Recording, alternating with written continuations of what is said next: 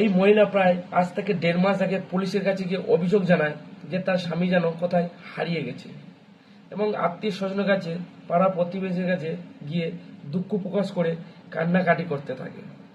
Police প্রথম ভেবেছিল যে তার স্বামী হয়তো কোথাও হারিয়ে গেছে, কিছুদিন পর ফিরে আসবে। এই ঘটনাটি ঘটেছে উত্তরপ্রদেশে আগ্রায়। কিছুদিন যাওয়ার পর পুলিশ এই ঘটনাটিকে গভীরভাবে তদন্ত করতে থাকে, এবং তদন্ত করতে মহিলাটির বাড়িতে যায়। বাড়িতে গিয়ে পুলিশ দেখতে পায় যে মাস দেড়েক আগে বাথরুমের মেঝে তৈরি করা হয়েছে এবং নতুন করে টাইলস ও প্লাস্টার করা হয়েছে। পুলিশ তৎক্ষণাৎ মনে একটু সন্দেহ জাগে যে এখানে নেই তো। পুলিশ সঙ্গে সঙ্গে বাথরুমের মেঝে খুঁড়তে থাকে এবং এক পর্যায়ে খুঁড়তে খুঁড়তে লোকটির দেহ খুঁজে পায়।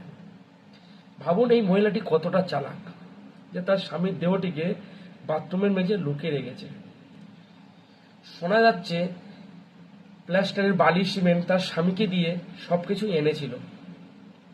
এই ঘটনাটি আগে থেকেই মহিলাটি সবকিছু ভেবেছিল কখন কিভাবে মারবে তার স্বামীকে।